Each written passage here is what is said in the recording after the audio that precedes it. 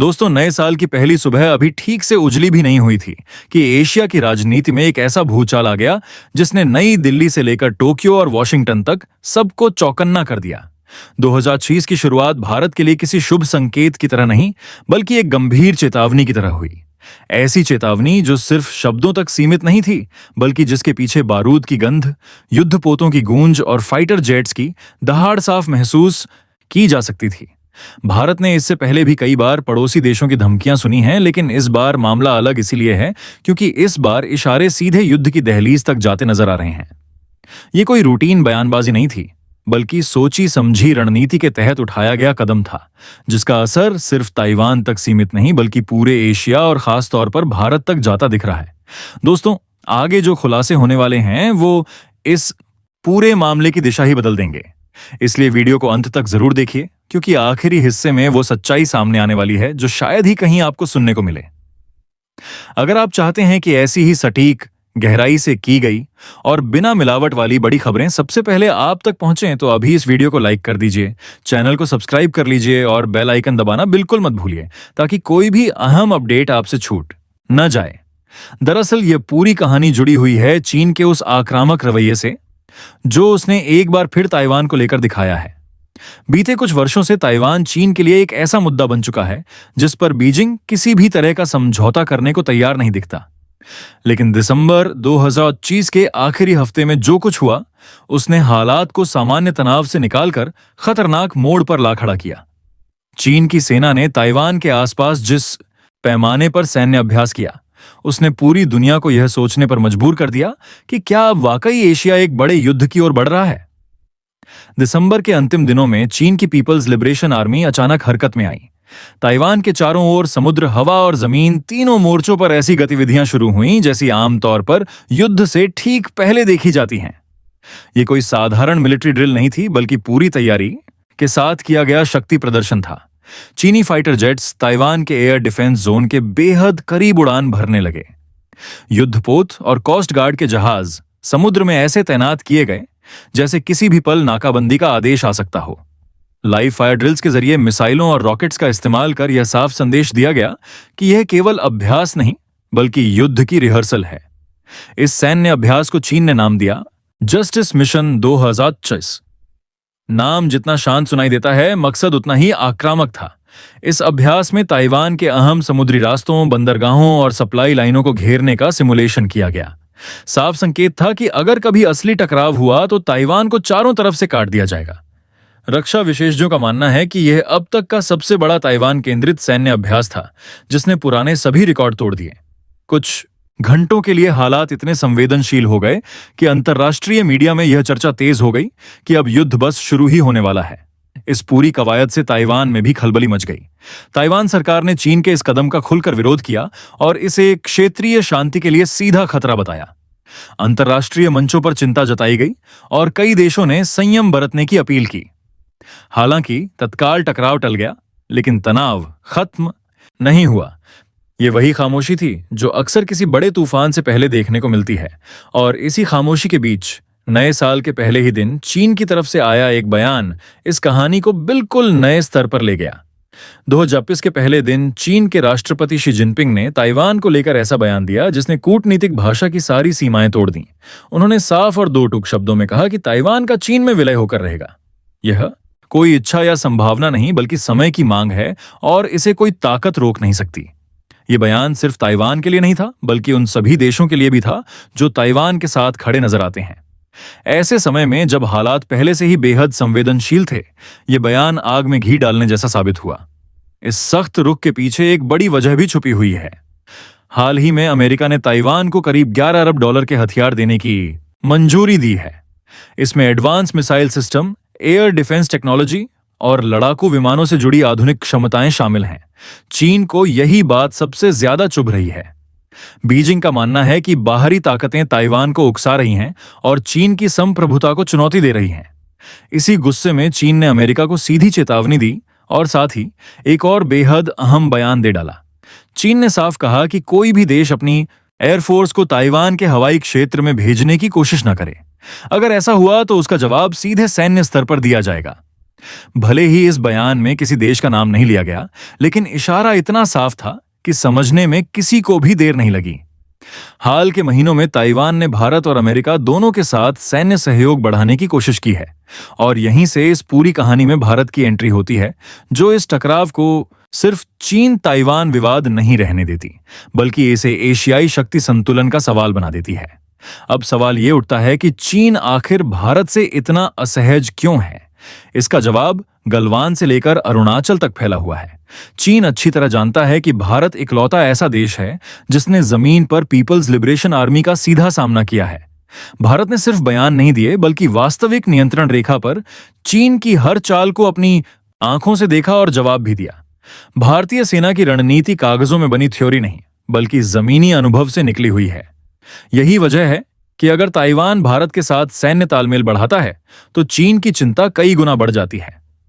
Taiwan की नजर में भारत सिर्फ एक मित्र देश नहीं, बल्कि एक रणनीतिक गाइड की तरह देखा जा रहा है।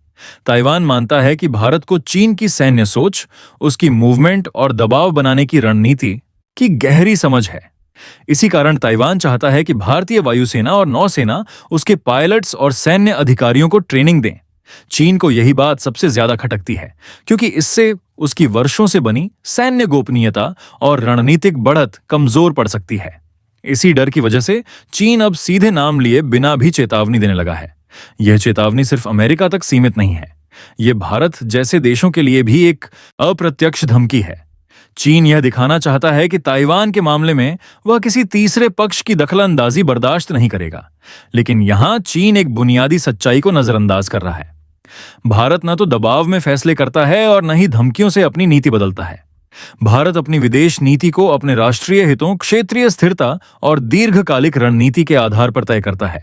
आज की तारीख में इतना साफ हो चुका है कि 2024 की शुरुआत ही यह संकेत दे चुकी है कि चीन अब ताइवान को लेकर सिर्फ शब्दों की लड़ाई नहीं, बल्कि दबाव की राजनीति और सैन्य ताकत के दम पर अपनी बात मनवाना चाहता है।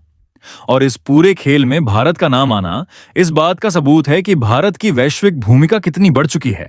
यह सिर्फ एक चेतावनी नहीं, बल्कि एक संकेत है कि आने वाले समय में एशिया की राजनीति और ज्यादा जटिल और खतरनाक होने वाली है। इस पूरे घटनाक्रम की सबसे दिलचस्प और सबसे संवेदनशील परत अब सामने आती है, क्योंकि यहीं से कहानी सिर्फ चीन और ताइवान तक सीमित नहीं रहती, बल्कि सीधे भारत के रणनीतिक भविष्य से जुड़ जाती है। बहुत कम लोग जानते हैं कि बीते कुछ वर्षों में ताइवान और भारत के बीच पर्दे के पीछे एक ऐसा रिश्ता आकार ले रहा है जो औपचारिक गठबंधन भले ना हो, लेकिन रणनीतिक रूप से बेहद मजबूत माना जा रहा है। यह रिश्ता कागजों पर नहीं, बल्कि तकनीक, अनुभव और साझा चिंताओं की बुनियाद पर खड़ा है, और यही रिश्ता चीन को सबसे ज्यादा बेचैन कर रहा है। 2025 के दौरान ताइवानी मीडिया में एक खबर ने काफी हलचल मचाई थी, जिसे अंतर्राष्ट्रीय मीडिया ने ज्यादा तवज्जो नहीं दी, लेकिन बीजिंग ने इसे बहुत गंभीरता से लिया। रिपोर्ट के मुताबिक भारत और ताइवान के बीच ड्रोन टेक्नोलॉजी को लेकर एक बड़ा निजी समझौता हुआ। यह डील सरकार के स्तर पर नहीं थी, बल्कि निजी कंपनियों के जरिए की गई थी, ताकि इसे ज्यादा विवादास्पद बनने से रोका जा सके। लेकिन रणनीतिक हलकों में इसे एक साफ संदेश के तौर पर देखा गया कि भारत और ताइवान भविष्य की युद्ध तकनीक पर साथ काम करने के लिए तैयार हैं। ड्रोन आज के दौर में सिर्फ निगरानी का हथियार नहीं रहे, बल्कि आधुनिक युद्ध की रीढ़ बन चुके हैं। ऐसे में यह समझौता चीन के लिए खतरे की घंटी जैसा था। यहीं से चीन की चिंता और गहरी हो जाती है, क्योंकि उसे यह डर सताने लगता है कि कहीं ताइवान को भारत जैसा ऐसा साझेदार न मिल जाए जिसने वास्तविक युद्ध परिस्थितियों में चीनी सेना को करीब से देखा और समझा हो। भारत के पास वह अनुभव है जो बहुत कम देशों के पास है। भारत ने चीन को सिर्फ समुद्र या आसमान से नहीं, बल्कि जमीन पर आंखों में आंखें डालकर देखा है। यही वजह है कि ताइवान के रणनीतिक विशेषज्ञ भारत को सिर्फ एक दोस्त नहीं, बल्कि एक लर्निंग पार्टनर के तौर पर देखने लगे हैं। अब इसी कड़ी में एक और बड़ा खुलासा सामने आता है। ताइवान के नेतृत्व ने हाल ही में रक्षा तैयारियों को और मजबूत करने के लिए अतिरिक्त $40 बिलियन का फंड रिलीज करने का ऐलान किया है। यह फैसला यूं ही नहीं लिया गया। यह साफ संकेत है कि ताइवान आने वाले समय के लिए खुद को पूरी तरह तैयार करना चाहता है। इस फंड का मकसद सिर्फ हथियार खरीदना नहीं, बल्कि अपनी सैन्य क्षमताओं को आधुनिक बनाना, सप्लाई चेन को सुरक्षित करना और टेक्नोलॉजी में आत्मनिर्भर बनना है। चीन के लिए यह खबर जितनी डराने वाली है, भारत के लिए उतनी ही रणनीतिक संभावनाओं से भरी हुई है। ताइवानी रणनीतिक हलकों में यह चर्चा खुलकर होने लगी है कि भारत के कुछ डिफेंस सिस्टम ताइवान के लिए बेहद उपयोगी साबित हो सकते हैं। भले ही अभी तक किसी आधिकारिक खरीद की घोषणा नहीं हुई हो, लेकिन जिस तरह से भारतीय हथियार प्रणालियों को लेकर ताइवान में रुचि दिखाई जा रही है, वह अपने आप में बहुत बड़ा संकेत है। अगर भविष्य में इन सिस्टम्स को लेकर कोई समझौता होता है, तो यह एशिया की सैन्य राजनीति में एक ऐतिहासिक मोड़ साबित हो सकता है। यही वजह है कि चीन इस पूरे घटनाक्रम को बहुत बारीकी से देख रहा है। अब सवाल यह उठता है कि अगर हालात वाकई बिगड़ते हैं और ताइवान पर संकट गहराता है, तो भारत क्या करेगा? क्या भारत सीधे सैन्य मदद देगा या सिर्फ कूटनीतिक समर्थन तक सीमित रहेगा? इसका जवाब इतना सीधा नहीं है जितना सोशल मीडिया या टीवी डिबेट्स में बताया जाता है। भारत किसी भी फैसले को भावनाओं में बहकर नहीं लेता। भारत की रणनीति हमेशा बहुस्तरीय होती है। सबसे पहले भारत अपने राष्ट्रीय हितों को देखेगा, फिर क्षेत्रीय स्थिरता को और उसके बाद वैश्विक संतुलन को। भारत के लिए ताइवान का मुद्दा सिर्फ एक द्वीप का मुद्दा नहीं है, यह पूरे हिंद प्रशांत क्षेत्र की शक्ति संरचना से जुड़ा सवाल है। अगर ताइवान पर चीन का नियंत्रण बढ़ता है, तो इसका असर सीधे समुद्री व्यापार मार्गों, सप्लाई चेन और ऊर्जा सुरक्षा पर पड़ेगा, और यह सब भारत के हितों से गहराई से जुड़ा हुआ है। इसलिए भारत इस मुद्दे को नजरअंदाज नहीं कर सकता। लेकिन इसका यह मतलब भी नहीं कि भारत जल्दबाजी में कोई ऐसा कदम उठाए जिससे हालात और बिगड़ जाएं। भारत के पास कई विकल्प हैं। कूटनीतिक समर्थन, तकनीकी सहयोग, खुफिया जानकारी साझा करना और क्षेत्रीय सुरक्षा ढांचे को मजबूत करना, ये सभी ऐसे रास्ते हैं जिनके जरिए भारत बिना सीधे युद्ध में उतरे अपनी भूमिका निभा सकता है। चीन भी ये बात अच्छी तरह जानता है। शायद यही वजह है कि वह भारत को लेकर सबसे ज्यादा सतर्क और असहज नजर आता है। चीन समझता है कि भारत अगर सक्रिय हुआ तो खेल सिर्फ सैन्य ताकत का नहीं रहेगा, बल्कि रणनीति और धैर्य का बन जाएगा। 2024 की शुरुआत ने एक बात तो बिल्कुल साफ कर दी है कि आने वाला समय एशिया के लिए आसान नहीं होने वाला। चीन अब सिर्फ बयानबाजी तक सीमित नहीं रहना चाहता, बल्कि दबाव और शक्ति के जरिए अपने लक्ष्य हासिल करना चाहता है। वहीं ताइवान पीछे हटने के मूड में नहीं है, और भारत इस पूरे समीकरण में एक ऐसा फैक्टर बन चुका है जिसे नजरअंदाज करना किसी के लिए भी संभव नहीं है।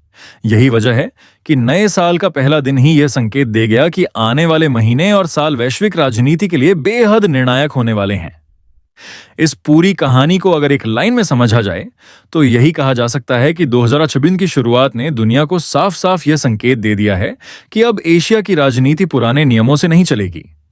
चीन अब सिर्फ शब्दों, चेतावनियों और कूटनीतिक दबाव तक सीमित नहीं रहना चाहता, बल्कि वह खुले तौर पर ताकत का प्रदर्शन करके अपने इरादे जाहिर कर रहा है। ताइवान को लेकर चीन का आक्रामक रुख दरअसल एक संदेश है, न सिर्फ ताइवान के लिए बल्कि उन सभी देशों के लिए भी जो क्षेत्रीय संतुलन और स्वतंत्र निर्णय लेने की बात करते हैं। और इसी संदेश के केंद्र में अब भारत का नाम आना यह बताता है कि भारत अब केवल एक क्षेत्रीय शक्ति नहीं, बल्कि एक ऐसा खिलाड़ी बन चुका है जिसकी भूमिका को नजरअंदाज करना चीन जैसे देश के लिए भी आसान नहीं रहा। यह सच है कि ताइवान का मुद्दा देखने में भले ही एक छोटे से द्वीप का विवाद लगे, लेकिन असल में यह पूरे हिंद प्रशांत क्षेत्र की ताकत के संतुलन से जुड़ा हुआ सवाल है। अगर ताइवान पर दबाव बढ़ता है, तो इसका असर सिर्फ वहां की सरकार या जनता तक सीमित नहीं रहेगा, बल्कि वैश्विक व्यापार, समुद्री मार्गों, सेमीकंडक्टर सप्लाई चेन और ऊर्जा सुरक्षा तक महसूस किया जाएगा। भारत जैसे देश, जिसकी अर्थव्यवस्था और सुरक्षा दोनों ही समुद्री स्थिरता से जुड़ी है, वह इस संकट से खुद को अलग नहीं रख सकता। यही वजह है कि चीन की हर चेतावनी, हर सैन्य अभ्यास और हर बयान में भारत को लेकर छिपी चिंता साफ दिखाई देती है। भारत के लिए यह समय भावनाओं में बहने का नहीं, बल्कि बेहद संतुलित और दूरदर्शी रणनीति अपनाने का है। भारत की ताकत उसकी जल्दबाजी नहीं, बल्कि उसका धैर्य, अनुभव और रणनीतिक समझ है। भारत ने इतिहास में कई बार यह साबित किया है कि वह दबाव में आकर फैसले नहीं करता, बल्कि हालात को परखकर, हर विकल्प को तौलकर और अपने राष्ट्रीय हितों को केंद्र में रखकर निर्णय लेता है। ताइवान के मामले में भी भारत की भूमिका इसी सोच के तहत तय होगी। भारत सीधे युद्ध का हिस्सा बने या न बने, लेकिन यह तय है कि उसकी चुप्पी या निष्क्रियता अब वैसी नहीं होगी जैसी पहले हुआ करती थी। इस पूरे घटनाक्रम का सबसे बड़ा संदेश यही है कि चीन अब भारत को हल्के में लेने की स्थिति में नहीं है। गलवान के बाद से लेकर आज तक चीन यह समझ चुका है कि भारत सिर्फ बयान देने वाला देश नहीं, बल्कि जमीन पर खड़ा होकर जवाब देने की क्षमता रखता है। यही वजह है कि ताइवान और भारत के बीच बढ़ता तकनीकी, रणनीतिक और रक्षा सहयोग चीन को अंदर ही अंदर परेशान कर रहा है। ड्रोन तकनीक से लेकर संभावित हथियार सहयोग तक हर कदम बीजिंग के लिए एक नई चुनौती बनता जा रहा है। आखिर में 2026 की यह शुरुआत एक चेतावनी भी है और एक अवसर भी। चेतावनी इसलिए कि आने वाले समय में एशिया में तनाव और अस्थिरता बढ़ सकती है, और अवसर इसलिए कि भारत के पास यह मौका है कि वह संतुलन, शांति और स्थिरता की दिशा में एक निर्णायक भूमिका निभाए। भारत अगर सही समय पर सही कदम उठाता है तो वह न सिर्फ अपने हितों की रक्षा करेगा, बल्कि एशिया की भविष्य की राजनीति को भी एक नई दिशा दे सकता है। आने वाले महीने यह तय करेंगे कि यह तनाव सिर्फ एक डरावनी आहट बनकर रह जाएगा या फिर इतिहास के पन्नों में एक बड़े मोड़ के रूप में दर्ज होगा। लेकिन इतना तय है कि इस कहानी में भारत अब सिर्फ दर्शक नहीं बल्कि एक अहम किरदार बन चुका है।